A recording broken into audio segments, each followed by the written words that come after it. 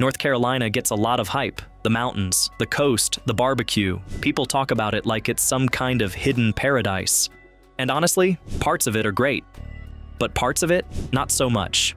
If you're thinking about packing up and planting roots in the Tar Heel state, there are a few spots you might want to cross off your list first. Here are 10 places in North Carolina you should never move to. Number 10, Lumberton. Let's start in Robeson County, home to Lumberton, a city of about 19,000 people sitting along the Lumber River in the southeastern part of the state. On paper, it sounds fine. In practice, it's been consistently ranked among the most dangerous small cities in the entire country. Lumberton's violent crime rate is staggering. According to FBI crime data, residents have roughly a 1 in 18 chance of being a victim of violent crime in a given year. For context, the national average is closer to 1 in 400. That's not a typo. The city has struggled with gang activity, drug trafficking, particularly opioids and methamphetamine, and a poverty rate hovering around 35 to 40%. Robeson County itself is one of the most economically distressed counties in the entire state. It's home to a large Lumbee tribe population, and the systemic underfunding of Native American communities going back generations has compounded the already difficult conditions in the area. The Lumbee people have deep roots here and have fought for federal recognition for decades. That's a whole other story. But the point is that the poverty and lack of infrastructure in Robeson County didn't appear out of nowhere. It has long historical roots that nobody's done nearly enough to address. The economy hasn't been kind here. The collapse of textile manufacturing over the past few decades gutted the local job market, and it never really recovered. The median household income sits well below both the state and national averages. What jobs exist tend to be low wage, and the lack of nearby major employment centers makes commuting out a daily burden rather than a realistic option for most people. And then there's the flooding. Hurricane Matthew in 2016 submerged large parts of the city. The Lumber River overflowed catastrophically, and entire neighborhoods were underwater for days. People lost everything. And just 2 years later, Hurricane Florence came through and did it all over again. Some of the same homes that had just been repaired or rebuilt were flooded a second time. Thousands of residents were displaced. FEMA was involved. Insurance claims piled up. Rebuilding has been slow, painfully slow, and some neighborhoods still show the scars years later. What makes this particularly relevant for anyone thinking about moving there is that Lumberton sits in a known floodplain, and with changing weather patterns, the frequency and severity of these flooding events is not expected to decrease. That's not speculation, it's what the environmental data shows. You could move in during a dry year, feel fine about it, and then find yourself knee-deep in river water before your first anniversary. One former resident put it plainly, "I grew up there and I love the people, but I got out as soon as I could. There's just not enough opportunity and too much that can go wrong." That about covers it. High crime, deep poverty, recurring natural disasters, and limited economic prospects. If someone tried to sell you on Lumberton as a relocation destination, you'd have every right to ask a lot of very pointed follow-up questions. Number 9. Rockingham. Down in Richmond County, you'll find Rockingham, a small city of around 8,500 people that's been in a slow, grinding decline for decades. It's the kind of place where every other storefront downtown is empty. The same familiar faces show up everywhere you go, and everyone seems to know someone who just left. The unemployment rate in Rockingham regularly runs higher than the state average, and the poverty rate is significant. Like a lot of small southern cities, the story here begins with manufacturing. Textiles and furniture were the backbone of Richmond County's economy for much of the 20th century. When those industries contracted and then largely collapsed, a combination of automation and companies moving production overseas, the jobs didn't come back. Economic development efforts have tried to fill the void, but there's no replacing the scale of what was lost. Crime is a serious concern. Rockingham's violent crime rate is several times the national average. Property crime is also elevated. which becomes relevant pretty fast when you're thinking about where to leave your car or whether to leave your porch light on. The city's small size means the police department has limited resources, and the root causes of crime, poverty, unemployment, lack of opportunity, aren't things a police department alone can solve. The housing stock is aging, public services are stretched thin, and the school system operates with a limited tax base. When property values are low and a large portion of the population lives in poverty, the funding available for schools, roads, and municipal infrastructure reflects that. It's a cycle that's hard to break. There's a NASCAR speedway nearby. Rockingham Speedway, though it's had a complicated recent history including periods of closure, which is genuinely appealing if racing is your thing, but even the most devoted NASCAR fan would probably admit that a racetrack isn't a substitute for a functional local economy or a neighborhood where you feel safe leaving your windows open at night. People who grew up in Rockingham often describe it with a real mix of nostalgia and resignation.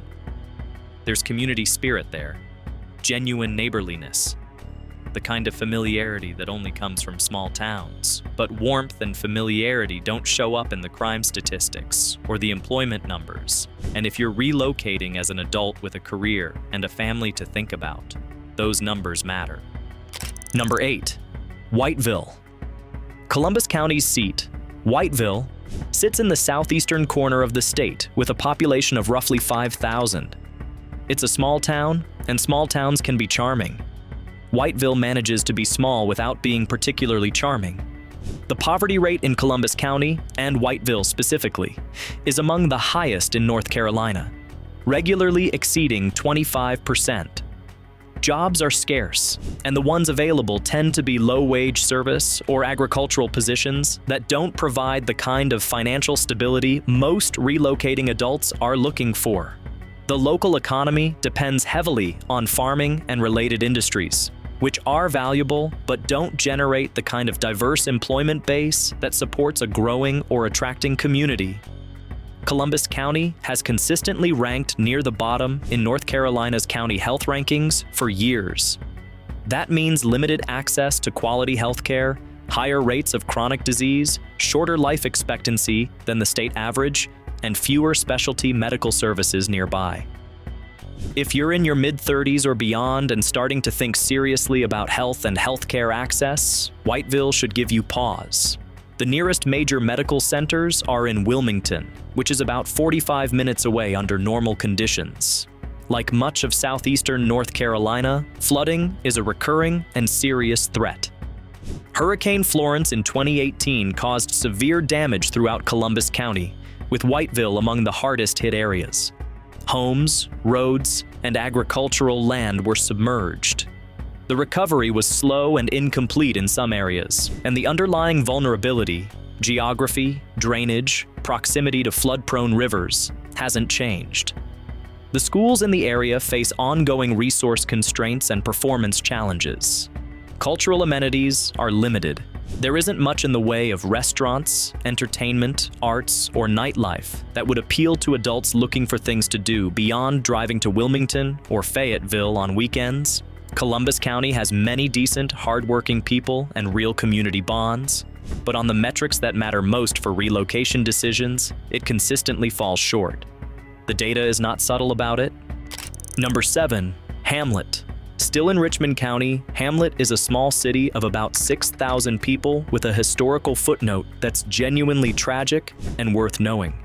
In September 1991, a fire broke out at the Imperial Food Products chicken processing plant. The blaze killed 25 workers and injured more than 50 others. Emergency exits had been locked, apparently to prevent employee theft, and workers couldn't get out. The plant had never been inspected by the state's labor department in the 11 years it had been operating. It was one of the deadliest industrial disasters in North Carolina history, and it sparked real conversation nationally about workplace safety regulations.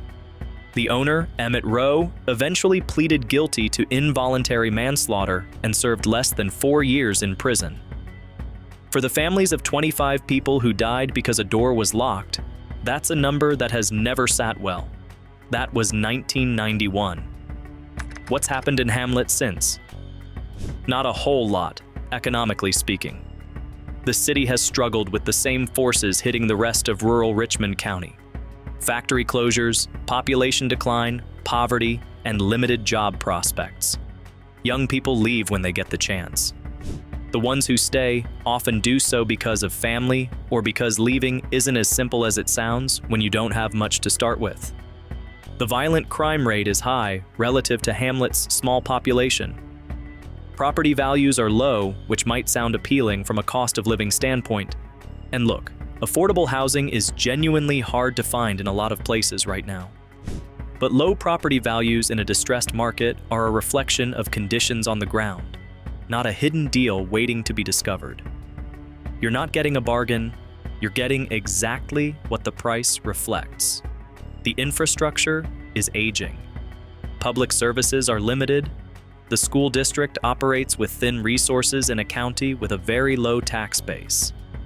There's a railroad history museum in Hamlet. The town was historically important as a railroad junction, and it's genuinely worth a visit if you're passing through. But visiting and living there are very different things, and the history tour doesn't make up for what's missing in terms of economic opportunity and quality of life. Number 6, Laurinburg. Scotland County's largest city, Laurinburg, has a population of around 14,000 and a set of statistics that make it genuinely difficult to recommend to anyone thinking about planting roots. The poverty rate in Scotland County consistently ranks among the highest in North Carolina, often above 30% and in some years higher. Median household incomes are low, unemployment runs above state averages, and the economic base is thin. There isn't a lot of industry drawing new employers in, and the ones that were there historically have, like elsewhere in this part of the state, largely disappeared. Crime is a significant and ongoing issue. Laurinburg's violent crime rates are well above national averages, and property crime is also a real concern for residents. It's not the kind of thing you can ignore when you're deciding where to raise your family or retire. The police department works the problem, but policing alone can't fix the underlying conditions that drive high crime rates: poverty, lack of economic opportunity, inadequate social services. Those require investment and policy decisions that have been slow to materialize. Scotland County's schools have faced persistent challenges. Graduation rates, test scores, and resources have all been areas of concern for years. For a family with kids, or for adults who care about the quality of education in their community, these are real considerations and not ones that improve quickly. St. Andrews University, a small private liberal arts school, is located in Laurinburg and does bring some cultural and educational energy to the area. Lectures, events, the presence of a student population. That's not nothing. But a campus of a few hundred students doesn't fundamentally reshape the social and economic conditions of a struggling county. One community advocate who works in the area noted, "The people here are resilient, but resilience only gets you so far when the structural problems haven't changed in 30 years." That's an honest assessment.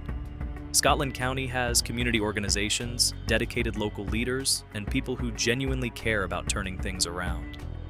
But caring isn't enough on its own, and the numbers haven't moved significantly in the direction most people would want to see. Number 5, Roanoke Rapids. Up in the northeastern part of the state, Roanoke Rapids sits along the Virginia border with a population of about 14,000.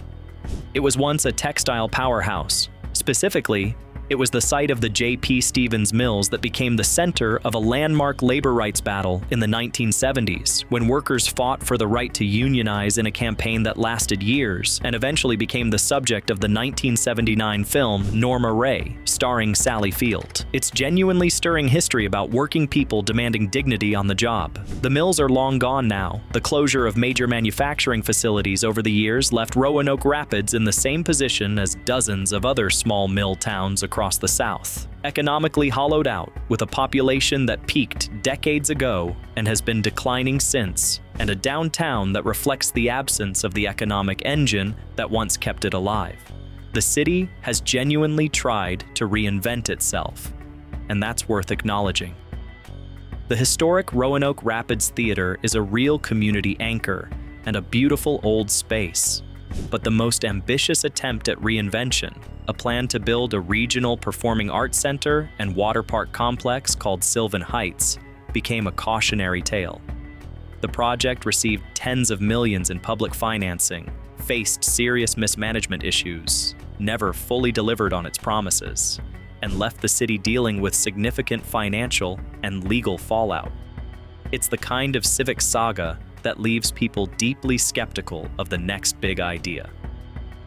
Crime rates in Roanoke Rapids are above state and national averages. The school district serves a population with high poverty rates and is operated with the constraints that come with that. Healthcare access is limited locally. Residents often drive to Rocky Mount or Raleigh for anything beyond basic care, and for people with serious health conditions, that distance is a real burden. There's something genuinely melancholy about Roanoke Rapids that you feel when you walk around. It was a place with a real identity, built around work, community, and a hard-won sense of labor solidarity. And that identity was stripped away by economic forces that nobody in the city had much control over. What replaced it hasn't been enough to fill the gap. Number 4, Sanford. This one might surprise people because Sanford, the seat of Lee County, sitting about an hour south of Raleigh, has been promoted as an affordable alternative to the Triangle's increasingly expensive housing market. And that part is true. Housing in Sanford is notably cheaper than in Raleigh, Durham, or Chapel Hill. If you're getting priced out of the Triangle and looking for somewhere close but cheaper, Sanford shows up on the radar. But cheaper isn't always better, and this is a good example of why it's worth looking past the home listing photos. Sanford has crime rates that are notably above state and national averages. Violent crime in particular stands out. The rate is several times the national average, which is significant for a city of its size. Property crime is also elevated. Certain neighborhoods in Sanford have persistent issues with drugs, theft, and the kind of street-level crime that affects quality of life in concrete daily ways. People who moved there expecting a quiet, safe, small-town vibe and discovered otherwise have been pretty vocal about it online. Lee County's school system is mixed. The quality and safety of schools vary by location within the district, and for families with children who are factoring education into their relocation decision, the picture is uneven enough to warrant careful investigation rather than assumption. The economic base is genuinely more diverse than some of the other places on this list. There is a large Pfizer manufacturing facility in Sanford that employs a significant number of people and provides some economic stability. There are other industrial employers as well. But the wage base across the county is still relatively low, and the prosperity that exists hasn't fully lifted overall living conditions across the city. Infrastructure and public services have in some areas lagged behind population growth. Traffic around key commuting corridors has become a real issue as people from the Triangle have moved in while still working in Raleigh or Durham. You can end up with suburban commute times without suburban amenities, which is a frustrating combination. The appeal is understandable. The price is right on paper. But doing your homework on the crime data and the school situation before signing anything would be time very well spent. Number 3, Eden. In Rockingham County, not to be confused with the city of Rockingham in Richmond County, which we already covered, Eden is a small city of about 14,000 in the northern Piedmont, sitting near the Virginia border along the Dan River. It was formed in 1967 through the consolidation of 3 smaller towns, Leakesville, Spray, and Draper. The new city was supposed to be stronger and more viable than its 3 predecessors separately. The history since then has been mixed at best. The textile and tobacco industries sustained the area for decades. Fieldcrest Mills, which later became Fieldcrest Cannon, was a massive employer, producing towels, bedding, and other home textiles that were sold across the country. At its height, the company employed thousands of people in Eden and the surrounding area. Then the plant closures came. Pillowtex Corporation, which eventually acquired the operations, went bankrupt in 2003 and shut down its Eden facility, laying off thousands of workers in one of the largest single-day layoffs in North Carolina history at the time. It was a body blow that the city still hasn't fully absorbed. The population has declined steadily since the 1980s. Economic development has brought some new activity. There are manufacturers and distribution operations that have set up in the area, but nothing that replaces what was lost in terms of scale and wages. Eden's violent crime rate is above the state average. The poverty rate is meaningful, and much of the housing stock reflects decades of limited new investment. Downtown Eden has struggled to maintain commercial vitality, with vacant storefronts a visible reminder of better economic times. The Dan River itself is genuinely beautiful and provides outdoor recreation, fishing, kayaking, natural scenery. It's a real asset. But a river, as has been noted elsewhere on this list, doesn't pay property taxes or fund schools or keep crime rates down. If you're coming from somewhere more expensive and browsing real estate listings in Eden because the numbers look tempting, the price point is real. But so is the context it comes with. Number 2. Kannapolis.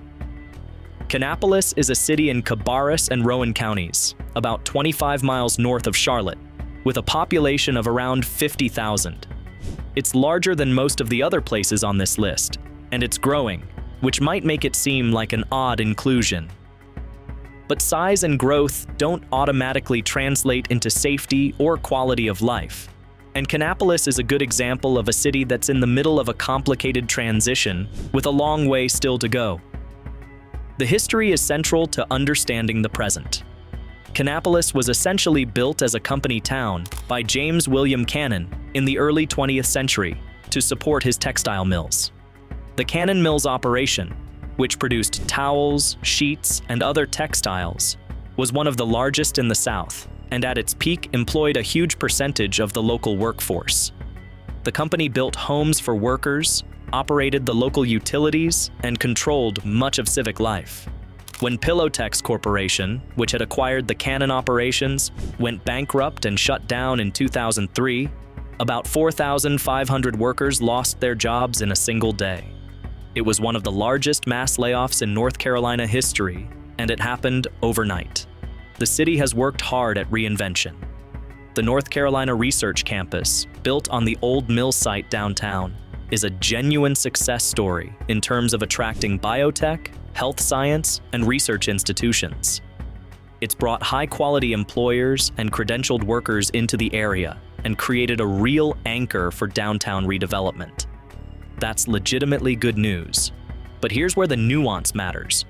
The research campus has benefited a specific slice of Kannapolis: educated professionals, biotech workers, the downtown adjacent neighborhoods. The broader city's crime profile hasn't transformed at the same rate. Kannapolis's violent crime rate remains above both state and national averages, and certain parts of the city have persistent issues with drugs and property crime. The safety picture depends significantly on which neighborhood you're in and what part of the city you're comparing. Schools in the Kannapolis City Schools District are mixed. Some schools perform reasonably well, others face the same resource and demographic challenges as schools in any high-poverty area. The rapid population growth the city has experienced has also created infrastructure pressures. Traffic on key corridors is noticeably worse than it was a decade ago, and the city's services have at times struggled to keep pace with development. The cost of living has risen faster than the local wage base in many sectors outside the research campus ecosystem, which means that the Charlotte proximity that makes Kannapolis attractive to some is also making it gradually less affordable, without the corresponding improvements in safety and services that would justify the higher costs. It's a city in motion. Whether that motion is taking it somewhere good depends heavily on parts of the city that the biotech brochures don't focus on. Number 1, Goldsboro. Rounding out the list is Goldsboro, the seat of Wayne County in eastern North Carolina, with a population of around 33,000. Goldsboro has Seymour Johnson Air Force Base sitting right there, which is a significant and stabilizing economic anchor. The base employs thousands of military and civilian personnel, supports a significant number of local businesses, and brings a level of economic activity and population churn that keeps the city from the kind of deep stagnation you see in some of the other places on this list. That's a real and meaningful distinction. But here's the thing. Goldsboro, outside the base's immediate economic orbit, struggles considerably, and the base can't solve everything. The city's violent crime rate is among the higher ones in North Carolina for a mid-sized city. Wayne County has significant poverty, particularly in rural parts of the county and in lower-income neighborhoods within the city itself. The gap between the areas of Goldsboro that benefit most from the base's presence and the areas that are left behind is visible and real. Wayne County schools have faced persistent challenges. Graduation rates and academic performance have been areas of ongoing concern, and the district operates with the funding constraints that come with a county that has significant poverty.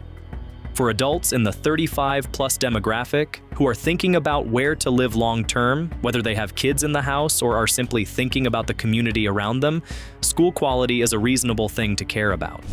Healthcare access in Wayne County has improved somewhat with the presence of Wayne UNC Healthcare, but specialty services remain limited, and for complex medical needs, patients often need to travel to Raleigh or the Triangle. For people who are managing ongoing health conditions or who want to be close to major medical centers as they age, that's a consideration worth taking seriously.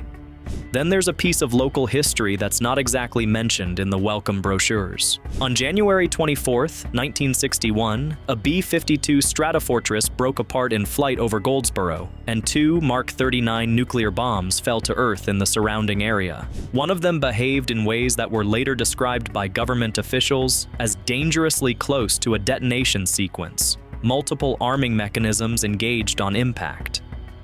The other landed in a field, and its uranium core was never fully recovered.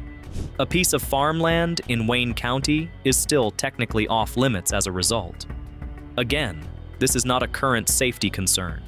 The risk isn't ongoing, but it is the kind of thing that gets more interesting the longer you sit with it. One longtime Goldsboro resident said, "It's got good bones, but it's been waiting to turn around for as long as I can remember." Good bones is what people say when a place has promise but needs a lot of work. Goldsboro has promise. It also has challenges that a military base and some wishful thinking haven't fully resolved. North Carolina has a lot going for it. Asheville, the Research Triangle, the Outer Banks, the Appalachian foothills. There are genuinely wonderful places to put down roots in this state. But like anywhere, you have to do your homework. Crime data, economic trends, school performance, flood risk, healthcare access. These things matter enormously when you're making a decision that affects where you live your life. The places on this list aren't hopeless. They have real people in them who love their communities and work hard every day. But if you're relocating and you're looking for somewhere stable, safe, and full of opportunity, these 10 spots deserve serious second thoughts. If this video helped you think through your options, hit that like button and subscribe. We cover places, people, and the real stories behind both. Leave a comment below if you've lived in any of these cities and want to share your experience. We actually read them.